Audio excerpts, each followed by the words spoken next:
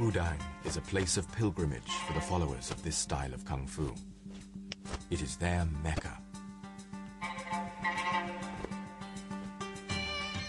45-year-old Wang Liping is one of the most skilled practitioners of WuDang-style martial arts.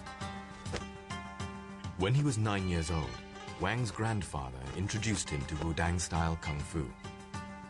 After 30 years of training, Wang left his home in North China to come here in his pursuit of perfection.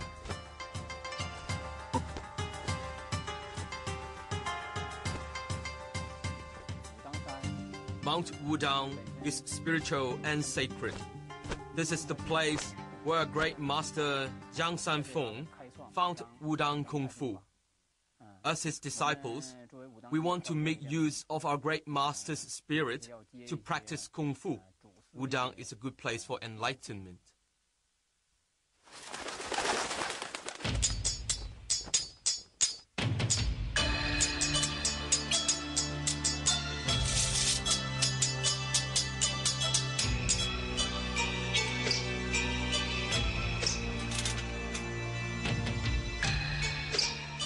The sword is Master Wang's favorite weapon. It is not a theatrical prop, but razor sharp. Wang is a master of the sword. His intense study has enabled him to recover sword techniques that had been lost for hundreds of years. WuDang apprentices are trained in the use of many weapons: scimitar, dagger, long staff, the horsetail whip, the crescent-shaped blade, and, of course, the hands.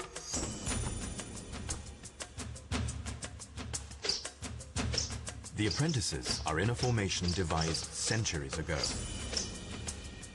Called the North Star Seven-Star Formation, it was inspired by the constellation known in the West as the Big Dipper. In positions corresponding to the pattern of the stars, the fighters cooperate and cover each other. In ancient times, these formations were reckoned to be able to withstand 50 enemies.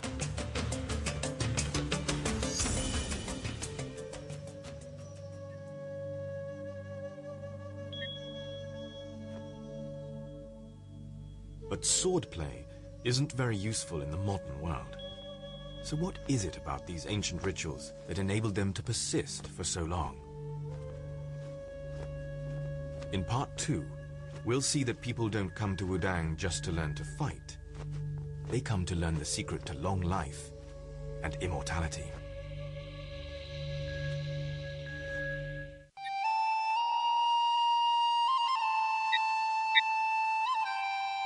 WuDang is the birthplace of hundreds of kinds of Chinese martial arts. One, Tai Chi boxing, is renowned the world over.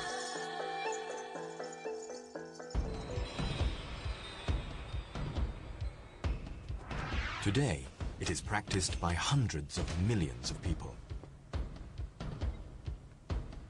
Unlike other martial arts that stress rapid, forceful movements, Tai Chi exercises are graceful and slow.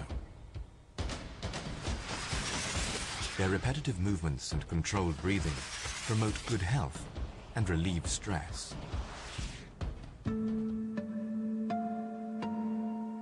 One legend says that Tai Chi boxing was created around 600 years ago when a monk witnessed a fight between a white crane and a snake.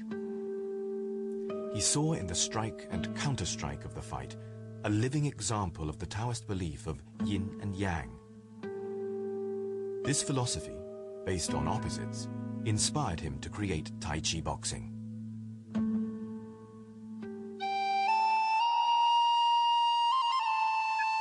Yin yang者，天地之道也，万物之纲纪。皇帝。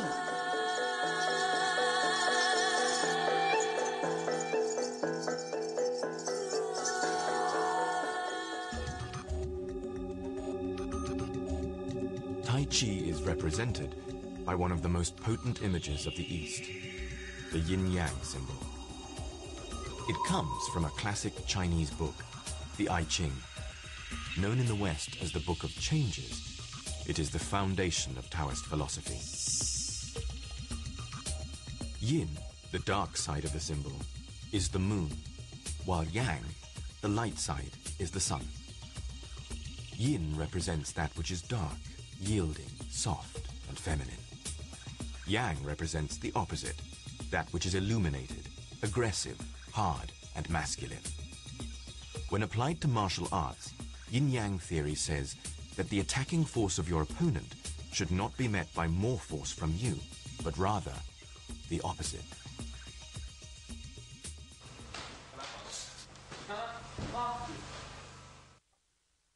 To the Western mind, meeting great force with little force sounds like a recipe for defeat.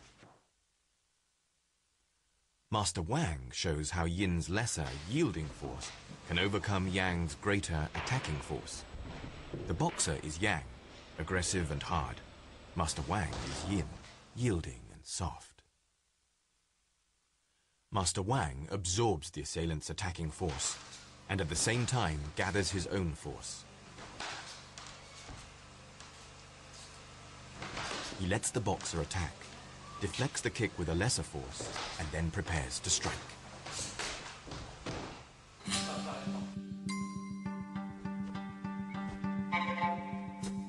Taoists believe that everything in the universe is formed from the two forces of yin and yang, the female and the male, the soft and the hard, the black and the white. The opposition of yin and yang may be felt in every Tai Chi move. Yin and Yang are complementary. For each movement forward, there's a backward movement. For each upward movement, there's a downward movement. This is the concept of Yin and Yang. Yin and Yang plays a part in another kind of Kung Fu training unique to WuDang. It is midnight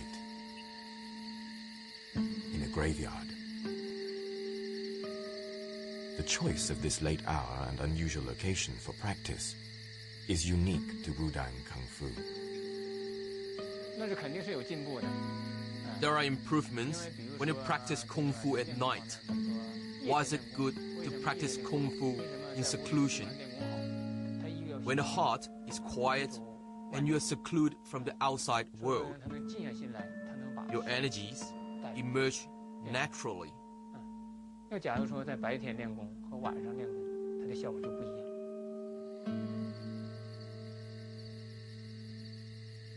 We have to practice in the graveyard every night. I'm not afraid, as I've gotten used to it now. It's part of our training. Each apprentice has to stand in the riding horse position, silent and still, for up to an hour. Other, more conventional schools of Kung Fu view such nighttime activities as strange. But the Taoist masters of WuDang train their disciples to balance the yang energy of day with the yin energy of night so that they can benefit from both.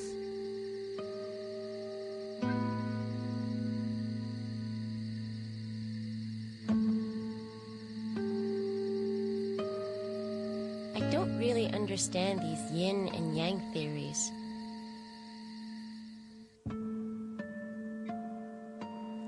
They still make me meditate alone for 2 hours every night. Our master says meditation is good for purifying one's thoughts, but it doesn't work for me. Each time I meditate, I think of my mother.